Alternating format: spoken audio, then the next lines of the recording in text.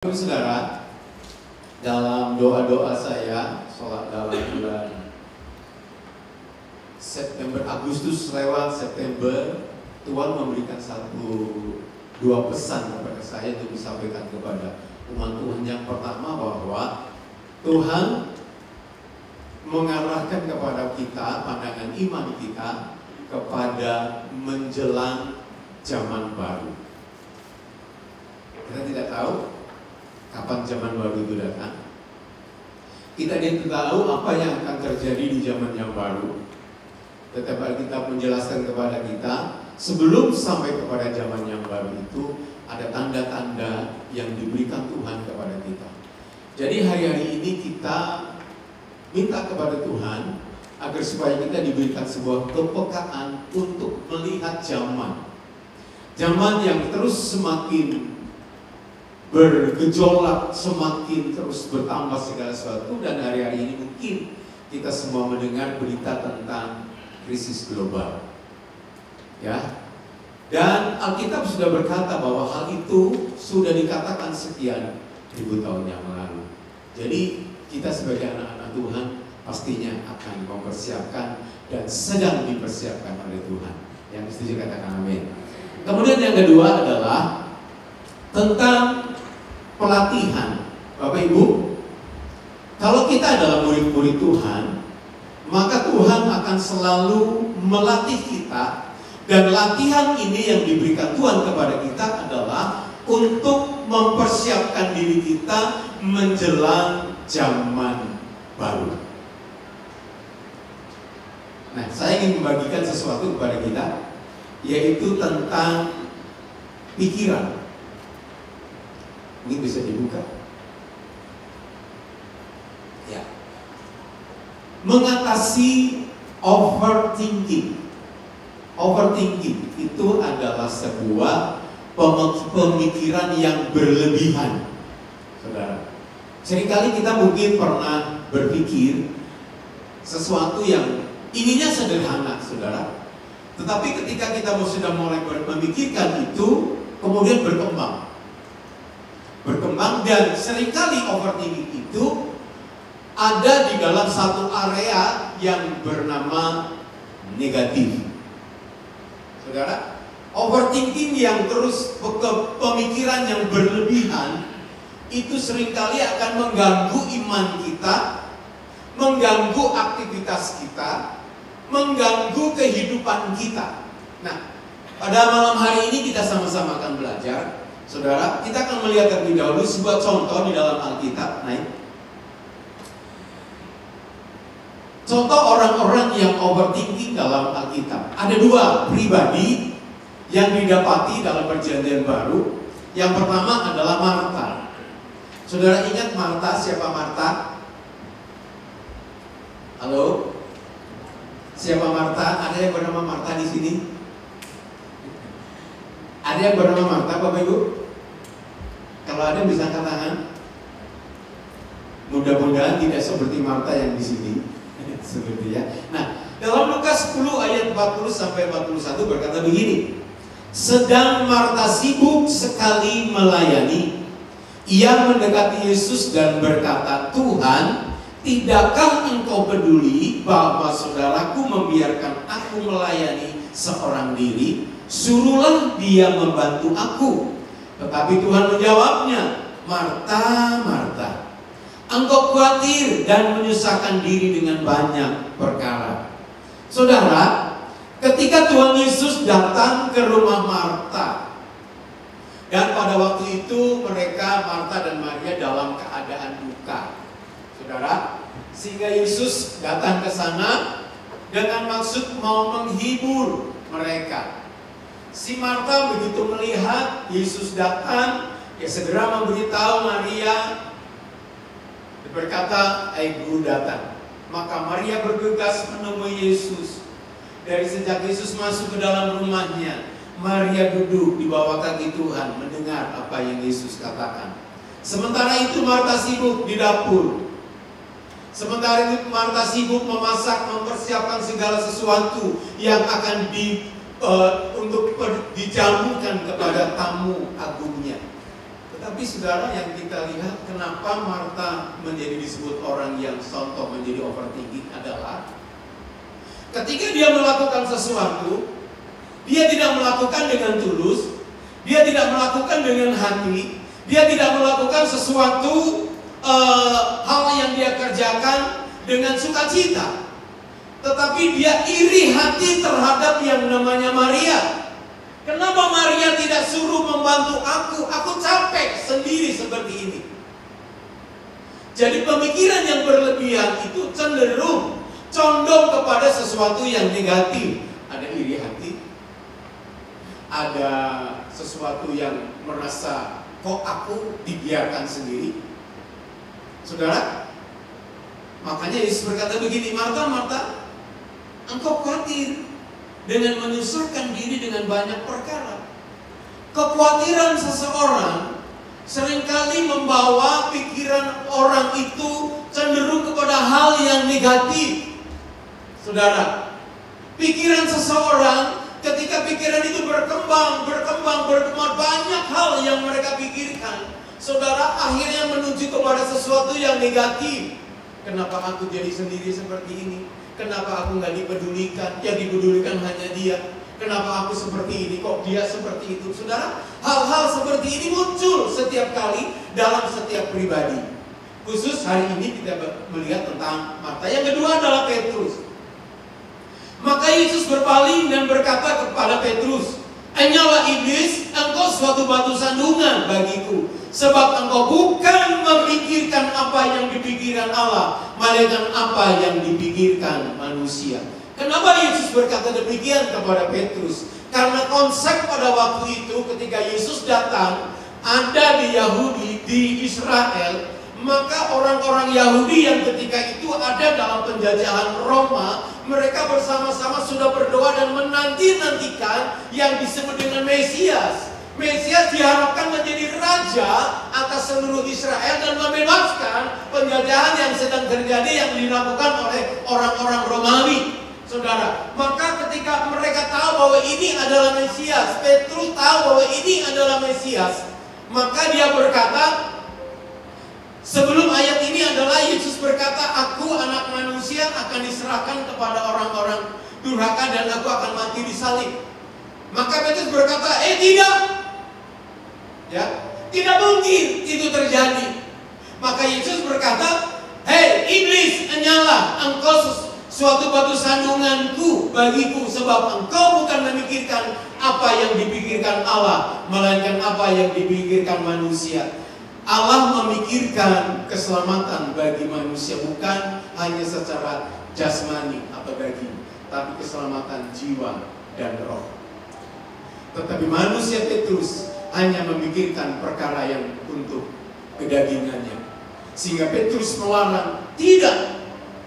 Tetapi misi Allah yang ditaruh dalam Yesus, Yesus datang ke dalam dunia memang untuk mati. Amin. Amin. Jadi Yesus datang ke dalam dunia, Bapa di sorga mengutus anaknya yang tunggal datang ke dalam dunia memang untuk mati. Amin. Mari kita akan belajar Bapak Ibu. Kalau Petrus memikirkan perkara sesuatu yang ada di pikiran Allah, saya percaya apapun yang dipikirkan Petrus akan Allah kerjakan dalam diri Petrus.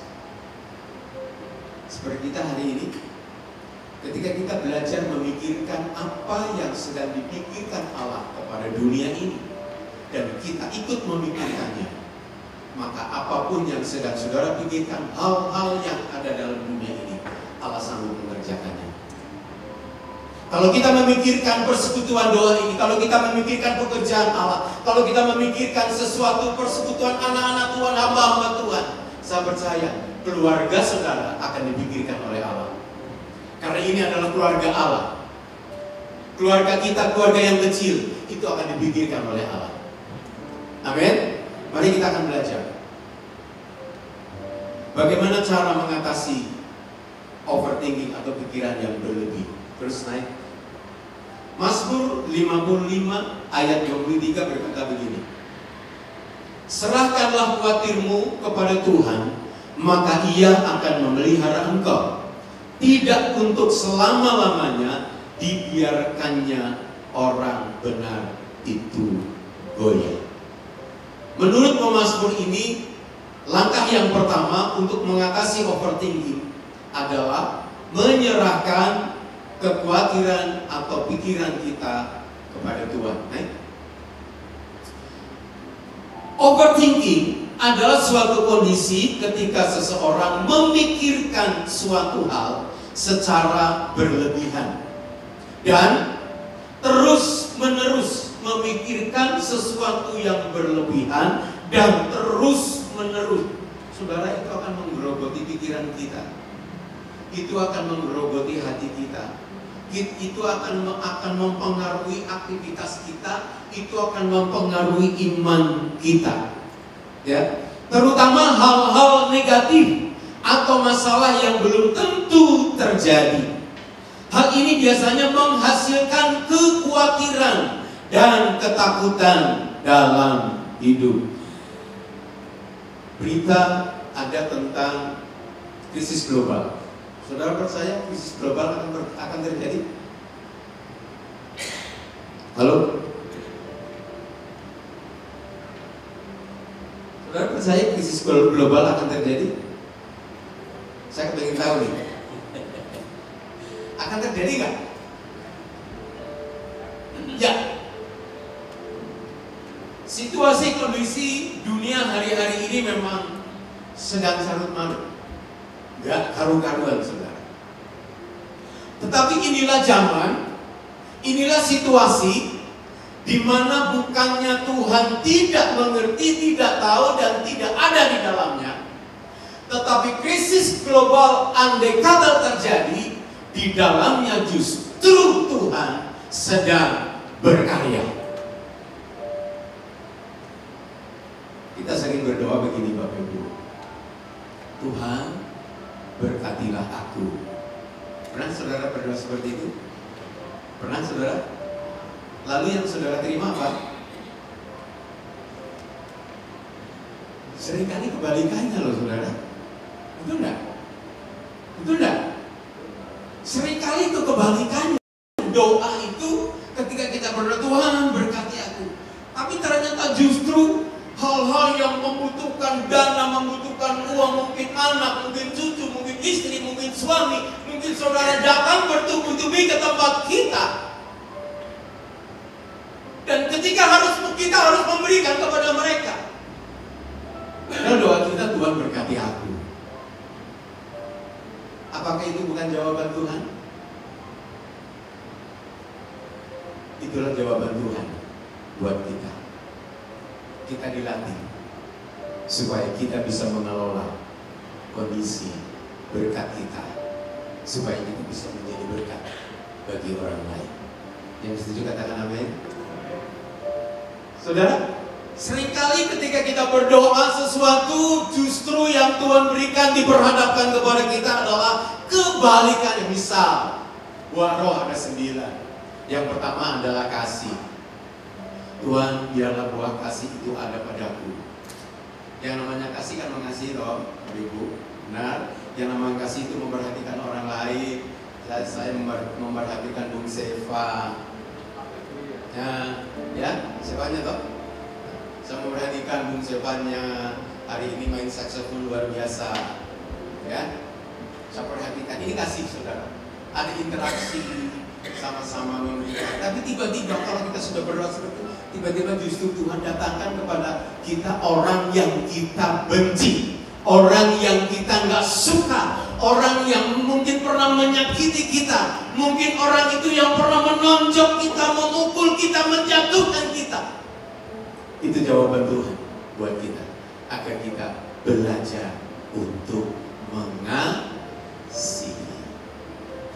Yang setuju katakan amin. Ayo kita belajar, saudara. Ya. Haleluya. Hal ini biasanya menghasilkan kekhawatiran dan ketakutan dalam hidup. Belajar dari Daud bagaimana kita bisa mengatasi Overthinking. Yang pertama, menyerahkan kekhawatiran. Mazmur 55 ayat 23. Overthinking muncul karena kita merasa merasa harus mengendalikan segalanya. Saudara, kalau Tuhan memberikan kita satu botol air minum ini adalah memang takaran yang Tuhan berikan kepada kita. Jadi jangan kita berlebih untuk meminta yang 1 galon. Satu botol ini 300 ml. 1 galon berapa liter? Jelas bebannya akan berbeda. Ini akan dipegang oleh tangan sini ringan dan pasti kuat. Tetapi ketika kita sudah diberikan ini tapi ingin yang 1 galon, otomatis saudara, kita akan mengeluarkan energi yang lebih besar, otot yang lebih besar untuk menganggap galon itu. Saudara, over dalam pemikiran kita. Nah, saudaraku, muncul karena kita merasa harus mengendalikan segalanya. Tuhan sudah tahu ukuran kita. Tuhan sudah tahu kemampuan kita. Tuhan tahu kita memikul berapa beban, berapa berat. Tuhan sangat tahu. Dan Tuhan tidak akan pernah memberikan lebih daripada kemampuan kita. Tetapi seringkali justru pikiran kita lah yang ingin itu, ingin itu, ingin itu, ingin itu. Itu sebuah keinginan. Saudaraku, mari kita belajar menyerahkan kekhawatiran kita kepada Tuhan. Ya. 1 Petrus 5 ayat 7 berkata, teks, serahkanlah segala khawatirmu kepadanya, sebab ia yang memelihara kamu. Filipi 4 ayat 6 dan 7 berkata, janganlah hendaknya kamu khawatir tentang apapun juga, tetapi nyatakanlah dalam segala hal keinginanmu kepada Allah, dalam doa dan permohonan dengan ucapan syukur. Damai sejahtera Allah yang melampaui segala akal akan memelihara hati dan pikiranmu dalam Kristus Yesus. Jadi Bapak Ibu, ketika kita ada di dalam zona pemikiran yang berlebihan, langkah yang pertama yang harus kita lakukan adalah serahkanlah pikiran kita kepada Tuhan, serahkanlah kebimbangan kita kepada Tuhan, serahkanlah keraguan-raguan kita kepada Tuhan, serahkanlah kekhawatiran kita kepada Tuhan. Saudara, menyerahkan kekhawatiran kepada Tuhan bukan kita menjadi orang yang kemudian pasif, tapi itu adalah sebuah langkah iman. Next. Tuhan sanggup memelihara lebih daripada apa yang bisa kita pikirkan. Dia tidak hanya tahu masalah kita, tapi juga menjamin pemeliharaannya. Amin. Tuhan sanggup memelihara lebih daripada apa yang bisa kita pikirkan. Dia tidak hanya tahu masalah kita, Dia tidak hanya tahu sekuat apa kita, tapi juga menjamin pemeliharaannya untuk kita. Jadi apa masalah saudara hari ini? Saudara dililit utang. Tiap hari ada orang yang datang menagih hutang. Saudara, Tuhan tahu kekuatan saudara. Tuhan tahu masalah saudara. Tuhan tahu kemampuan saudara. Serahkanlah itu kepada Tuhan dan lakukan sesuatu dengan doa dan ucapan syukur kepada Tuhan. Itu bukti bahwa kita punya iman kepada Kristus. Menyerahkan kekhawatiran kepada Tuhan melalui doa adalah tindakan iman, bukan pasif. Ini bukan menyerah kalah, tetapi percaya bahwa Tuhan yang sanggup bekerja. Amin. Jadi langkah pertama, kalau kita merasa aduh pikiran kok jadi melayang kemana-mana nih, hal-hal yang negatif bermunculan, aduh yang ada nyanyiannya adalah jangan. Ya, kalau kita di Purbalingga ini ada jangan kangkung, ada jangan kacang, ada jangan apalagi itu enak dinikmati. Apalagi kalau jangan kacang dimasak sekarang, dimakan besok, wah nikmat luar biasa saudara. Ya, jangan kacang panjang itu Kalau dimasak sekarang, dimakannya besok, dipanasin lagi. Wah, nikmat sekali. Itu kesukaan saya. Saudara, kalau kita sudah berpikir di sini, jangan ini, jangan itu, jangan ini, jangan itu sudah overthinking. Ketika sudah kita berpikir seperti itu, berlututlah di kaki Tuhan dan berkata, Tuhan, aku serahkan pikiran. Yang kedua, mengandalkan firman Tuhan. Mazmur 119 dan 160 ayat 105 dan ayat 165. Firman-Mu itu pelita bagi kakiku dan terang bagi jalanku. Besarlah kesejahteraan orang-orang yang mencintai Taurat-Mu. Tidak ada batu sandungan bagi mereka. Firman Tuhan adalah kebenaran. Hal ini yang akan menenteramkan pikiran. Hal ini yang akan menenteramkan pikiran kita, saudara. Mengandalkan firman Tuhan. Kenapa kita harus mengandalkan firman Tuhan? Firman Tuhan adalah kebenaran. Amin. Ketika hidup kita dipenuhi dengan firman Tuhan, maka saya percaya apapun yang kita pikirkan berasal dari firman yang Tuhan berikan kepada kita. Nah, overthinking terjadi karena fokus kepada kemungkinan buruk, pada hal-hal yang negatif, bukan pada janji Tuhan. Pikiran kita butuh dikendalikan oleh kebenaran, bukan oleh ketakutan. Saudara, saya pernah mengalami hal yang kayak begini. Pikiran saya dikendalikan oleh rasa takut. Pikiran saya dikendalikan oleh kemungkinan. Pikiran saya dihantui oleh sesuatu yang buruk sekali. Ketika saya bekerja di satu tempat pekerjaan, saudara, saya sebelum saya menjadi hamba Tuhan, saudaraku, pada saat itu ada sesuatu yang acara di tempat saya bekerja, dan acara itu sangat bertentangan dengan hati nurani saya. Sebagai anak-anak Tuhan, sebagai orang Kristen, hal yang dilakukan itu sangat bertentangan dengan hati nurani saya, dengan iman saya.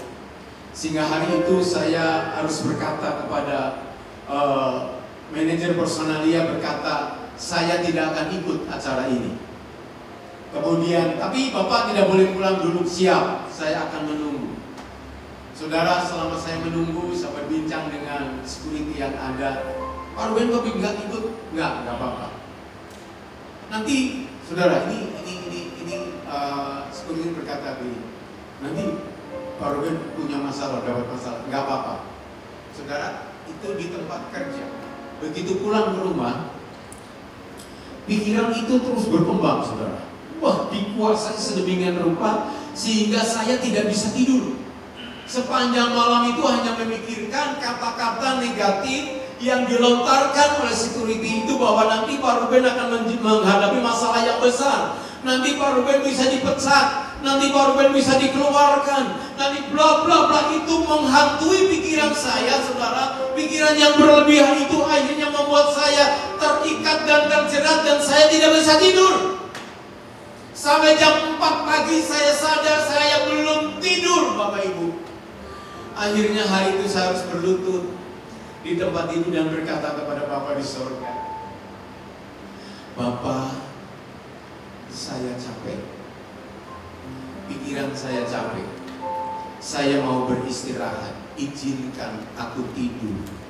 Karena pagi ini saya mesti harus berangkat bekerja kembali. Dari jam 4 itulah saya baru bisa tidur, karena saya sudah menyerahkan kepada Tuhan persoalan itu, saudara. Dan ketika saya tidur, jam 6:30 saya bangun lagi, rasanya segar. Saudara tahu, ketika saya datang ke kantor tempat bekerja, yang pertama kali menyapa saya adalah bagian umum saya. Halo Pak Ruben, apa kabar? Sehat? kan nggak terjadi apa-apa saudara. Saya salaman, sehat Pak. Kemudian manajer personalia datang, Pak Ruben gimana? Sehat. Pimpinan saya datang saudara. Ini yang saya tunggu-tunggu. Pimpinan saya datang. Halo Pak Ruben, apa kabar? Sehat Pak. Wah saudara, hati saya berkata, puji Tuhan, kacau di pikiran. Ternyata tidak jadi sesuatu apapun. Amin, saudara. Jadi mari kita akan bersama-sama. Jangan kita mengembangkan sesuatu yang negatif. Jangan kita mengembangkan dalam pikiran kita sesuatu yang buruk. Karena itu belum tentu itu yang akan terjadi. Percayalah bahwa merenungkan firman Tuhan itu mampu meredam gelombang pikiran negatif. Melakukannya dengan tekun akan menjaga kestabilan batin kita. Amin. Mazmur 1 ayat 2 dan 3 berkata begini. Next. Ya. Tetapi yang kesukaannya ialah Taurat Tuhan, dan yang merenungkan Taurat itu siang dan malam. Saudara, orang-orang yang merenungkan, yang kesukanya membaca firman, orang-orang yang kesukanya merenungkan firman Tuhan, luar biasa Tuhan berikan. Ia seperti pohon yang ditanam di tepi aliran air, yang menghasilkan buahnya pada musimnya, dan yang tidak layu daunnya. Apa saja yang diperbuatnya berhasil. Amin. Pesan spiritual buat kita, saudaraku yang kekasih, yang masih bolong-bolong baca Alkitab, yang masih bolong-bolong baca firman Tuhan, jangan pernah tidak membaca Alkitab. Yang setuju katakan amin. Amin. Jangan pernah tidak merenungkannya. Yang setuju katakan amin. Karena firman Tuhan adalah kebenaran. Amin. Ketika kita merenungkan firman itu siang dan malam, ketika kita membaca firman Tuhan itu siang dan malam, kita dikatakan ia seperti pohon yang ditanam di tepi aliran air, yang menghasilkan buahnya pada musimnya, dan yang tidak akan layu daunnya. Apa yang diperbuatnya berhasil. Tepuk tangan buat kita. Dia dahsyat, dia hebat, dan firman-Nya nyata dalam hidup kita. Amin. Jadi colek kanan kiri, ayo, jangan suka nggak baca ya. Mesti setiap hari harus baca Alkitab. Karena itu kekuatan kita, amin. Amin. Itu kekuatan kita. Itu pertolongan kita. Engkau sedang sedih, engkau sedang berduka, engkau sedang menghadapi masalah, bacalah firman Allah. Firman Allah jawaban dalam setiap kehidupan kita. Amin. Dan lebih lagi kita dijadikan orang yang selalu akan berhasil. Amin.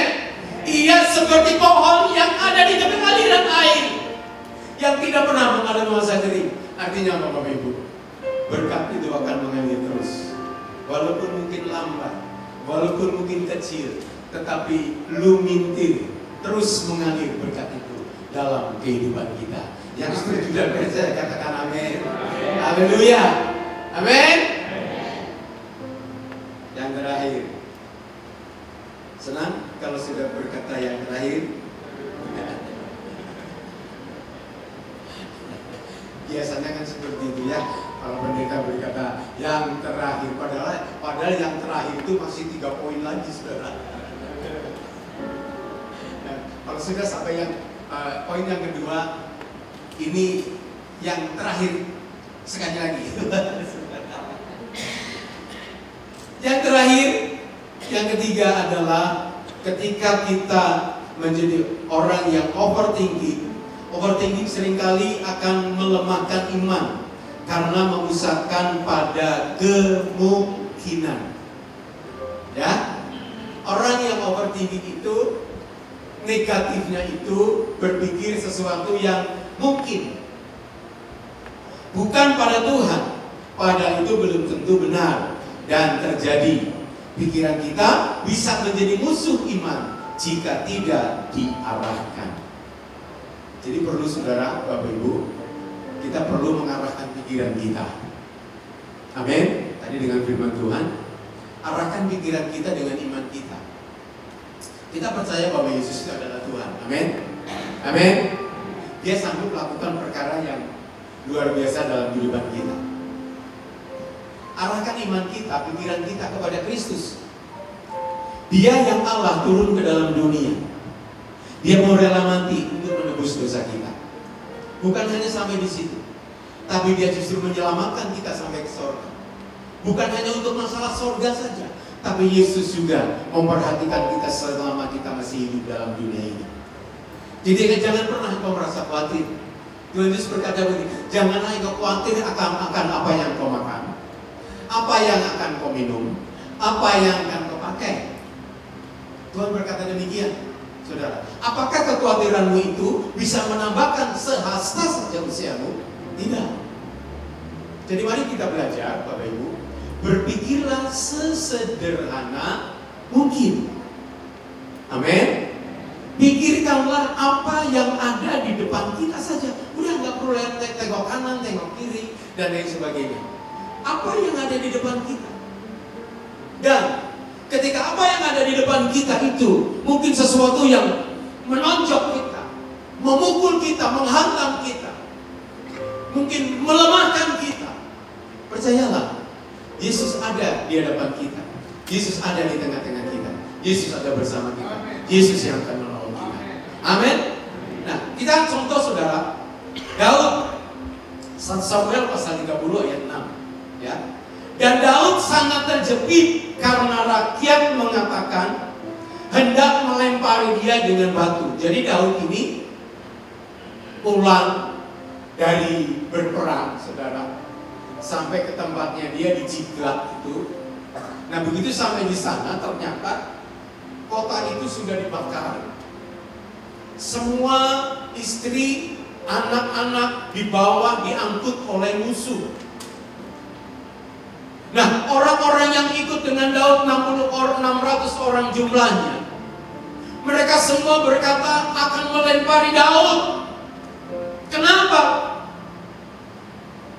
Seluruh rakyat itu telah berdi hati, masing-masing karena anaknya laki-laki dan perempuan. Jadi Bapak Ibu, bukan hanya istrinya yang diangkut, tapi anak-anaknya laki-laki dan perempuan juga dibawa sebagai tawanan.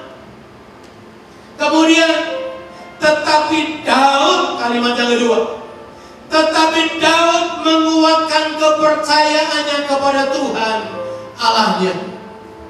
Ketika Daud melihat situasi yang demikian, ketika Daud melihat rakyat yang sedemikian sudah capek perjalanan jauh, sampai di tempatnya melihat situasi kondisi yang demikian, kemudian Daud minta kepada imam, ambilkan baju efod, aku akan datang kepada Tuhan. Dan akhirnya Daud bertanya kepada Tuhan, haruskah aku mengejarnya? Akan kau serahkankah mereka kepadaku? Tuhan jawab, kejar, sebab mereka aku serahkan kepadamu. Saudaraku, ketika pikiran kita membara kemana-mana dan memikirkan yang mungkin, kuatkan iman saudara. Mungkinkah aku bisa bangkit? Kalau kita bicara soal usaha, ada banyak pengusaha-pengusaha hari ini collab, saudara. Ketika mereka collab, mereka berpikir begini, mungkinkah aku bisa bangkit kembali? Karyawan yang banyak karyawan yang dipecat karena memang pabriknya mungkin tutup. Mungkinkah aku bisa bekerja kembali? Yang usaha kecil-kecilan, warung di kaki lima, karena sesuatu dan lain hal, karena ada demo. Saudara, semua menjadi porak-poranda, modal yang hanya segitu-segitunya sudah habis. Mungkinkah aku bisa bangun lagi? Inilah waktunya. Kuatkan iman kita. Amin. Kuatkan iman kita seperti Daud. Daud berkata, tapi Daud menguatkan kepercayaannya kepada Tuhan. Dia tahu Tuhan yang pernah menolong dia ketika menghadapi Goliat, Tuhan yang sama yang akan menolong dia menghadapi musuh yang menyerang itu. Tuhan yang sama yang menolong dia ketika berkelahi dengan beruang dan singa. Tuhan yang sama juga akan menolong Daud dan orang-orang Israel. Iman itu semakin dikuatkan dalam diri, sehingga dia Daud tidak mundur. Dan ketika mau melangkah, Daud bertanya kepada Tuhan, dan Tuhan berkata, maju, karena mereka akan aku serahkan. Dan akhirnya rombongan itu disusul oleh Daud. Mereka ditumpas habis, saudara. Dan ada beberapa anak muda yang melarikan diri, tidak dikejar, tetapi anak-anak mereka dan istri mereka bawa pulang. Bahkan jarahan yang sudah mereka bawa dibawa pulang kembali ke tengah-tengah bangsa Israel. Ketika kita menguatkan iman kita, kemenangan demi kemenangan Tuhan akan berikan kepada kita. Hal-hal yang tidak mungkin, yang tidak kita pikirkan, pasti Tuhan akan tolong dan Tuhan akan lakukan untuk kita. Haleluya. Kemudian ayat yang 2 Korintus pasal 10 ayat 5 berkata begini, kami mematahkan setiap siasat orang dan merubuhkan setiap kubu yang dibangun oleh keangkuhan manusia untuk menentang pengenalan akan Allah. Kami menawan segala pikiran dan menaklukkannya kepada Kristus. Ketika kita menguatkan iman kita, kita sedang menaklukkan pikiran kita dan tunduk di bawah kaki Tuhan. Ketika kita sedang, saudara, menawan pikiran kita, kita taklukkan pikiran kita di bawah kaki Yesus. Artinya kita merendahkan di bawah tangan Tuhan yang kuat, dan tangan Tuhan yang kuat yang akan mengangkat kita dan menolong kita. Amin. Haleluya. Iman bertumbuh ketika kita memilih percaya di tengah ketidakpastian. Mari Bapak Ibu, jangan kita hidup di tengah-tengah ketidakpastian. Hiduplah di tengah-tengah kepastian. Amin. Ketika Daud dalam tekanan besar, ia tetap memilih untuk menguatkan imannya. Tindakan iman mematahkan lingkaran overthinking. Iman bukan hanya percaya dalam hati, tapi juga bertindak dan melangkah sesuai janji Tuhan. Amin. Saya percaya kita punya iman semua. Amin. Amin. Engkau yang sakit punya iman sembuh. Saudara, saya bulan Mei tanggal 3 Mei saya harus dioperasi, saudara. Saya ada batu ginjal. Ternyata saya ini memproduksi batu, saudara. Kalau batu mutiara, wah, saya udah kaya. Ada 4 diambil yang sudah ada di saluran kencing dan di kandung kemih, saudara. Diambil tanggal 3 Mei bulan kemarin. Nah, setelah diambil 4 keluar, saudara. Kemudian di rumah sakit itu berkata, nanti bulan depan datang lagi, Pak. Sebulan depan kontrol maksudnya, saudara. Kemudian dicek USG lagi, dan sebelum berangkat hari Senin pagi itu, saudara, Selasa pagi itu, saya bangun kira-kira jam 3 pagi. Saya didorong oleh Roh Kudus untuk berdoa dalam bahasa roh. Ketika saya berdoa dalam bahasa roh, saya bangun, saya berdiri, saya berkata begini, karena kata dokter, saudara, batu ginjal yang ada di kanan kiri saya cukup besar, dan itu masih ada, belum diambil di operasi pertama. Sehingga hari itu, pagi itu saya berdoa dengan suara keras dan berkata begini, demi nama Yesus, batu ginjalku hancur. Selasa pagi saya ke rumah sakit Margono untuk dicek, untuk diperiksa, untuk di USG. Nah, dokter yang memeriksa USG dia bilang gini, Pak, ini batunya sudah gak ada. Benar dong? Benar dong? Iya, coba Bapak lihat di monitor, kan ada monitor, saudara. Iya, benar Pak, gak ada. Saya bangun, saya berkata, haleluya, puji Tuhan. Ya, itu batu sudah hancur, tapi belum keluar. Langsung dokter berkata, sudah Bapak langsung masuk aja. Maksudnya, iya langsung. Jadi saya di saya ini di dua ginjal saya ini ditaruh selang, saudara. Selang untuk ke saluran saluran air kencing.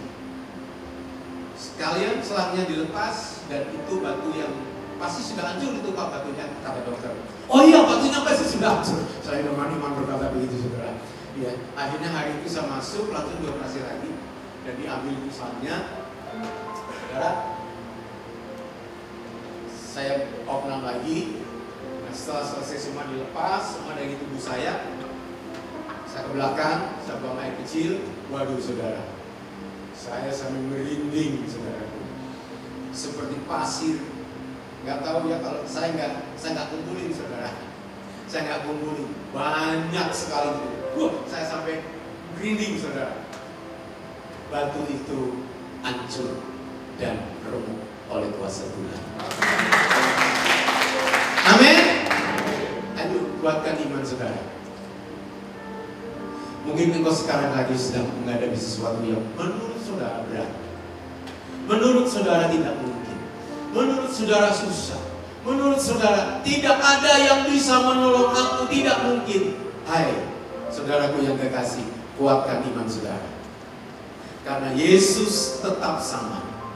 Dia Allah yang bisa membelah laut kosong. Allah yang sama bisa menolong persoalan dan masalah. Amin. Dia Tuhan yang bisa membangkitkan orang yang sudah mati. Dia juga Tuhan yang bisa menyembuhkan penyakit saudara. Amin. Mari kuatkan iman saudara, supaya kita terus hidup di dalam kasih karunia Tuhan Yesus Kristus. Yakobus 2 ayat 17 berkata begini. Demikian juga halnya dengan iman. Jika iman itu tidak disertai perbuatan, maka iman itu pada hakikatnya adalah mati. Pesan spiritual buat kita, jangan pernah hilang kepercayaan kita kepada Tuhan Yesus Kristus. Meskipun doa Anda belum dikabulkan hari ini, tetap milikilah iman. Apa yang Anda doakan dan harapkan, pasti Tuhan menyatakan. Amin.